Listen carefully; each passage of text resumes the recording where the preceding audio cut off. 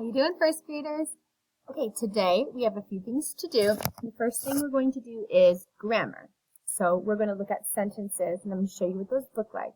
You're going to go to your HSD2 portal, click on your Wonders Grade 1, and click on your assignments button here on the left, on the left.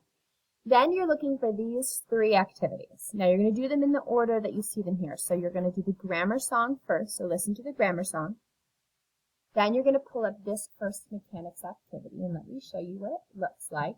We're going to be looking at grammar and sentences today, so it might be a little tough, but I totally believe in you. I know you can do it.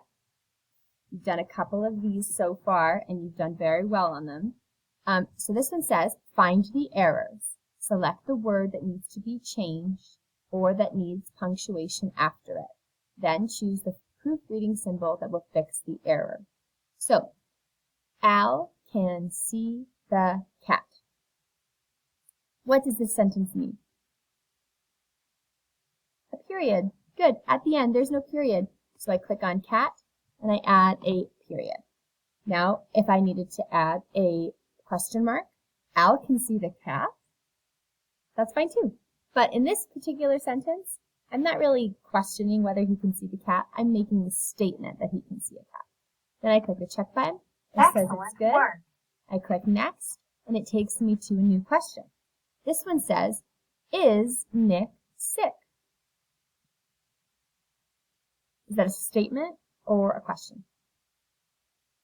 A question. I'm not saying, is Nick sick? Like, statement. I'm asking, is Nick sick? It needs a question mark. So I click on the ending, and I do the question mark button, and it's correct. Good job. You're going to go through, there's 26. You're going to go through all of them, adding the correct punctuation that's needed. After you're finished with that one, you're doing the grammar writing activity here. So it's this picture. Let me show you what that looks like. This one has less questions, but it's a little tougher. Read each sentence, drag the word or set of words that complete the sentence to the line. So, Russ blank jam.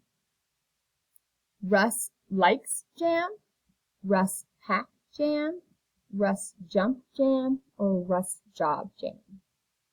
Russ likes jam. I grab like and I put it on the line. And I do it with all of them. If you're stuck, you can just take a guess and then check your answer and it'll tell you what's right or wrong. Okay? So do your best on that one. Then your last activity is to listen to this read aloud book. It's called Rabbit and Coyote Race. You're going to listen to it out loud. It looks like this. Just like we've done before, where you push the play button and you listen. Now, we have done this activity once or twice, but I'm kind of varying it today. We're going to do a think aloud as we read. So it's kind of like visualization, but you don't have to close your eyes. You can have a cloud. It could be on your whiteboards. It could be on a piece of paper. It could just be out loud. But you're going to be thinking about what you're listening to. So things like questions. Why are they racing? What color is the rabbit? What's the weather like today? Right? So thinking about questions from the story or statements, or I think that coyote's super rude, or I wish that they were better friends.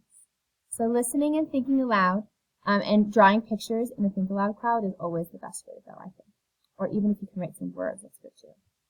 So those are your activities. Your grammar, then you're listening to the story and doing a think aloud cloud on your whiteboard.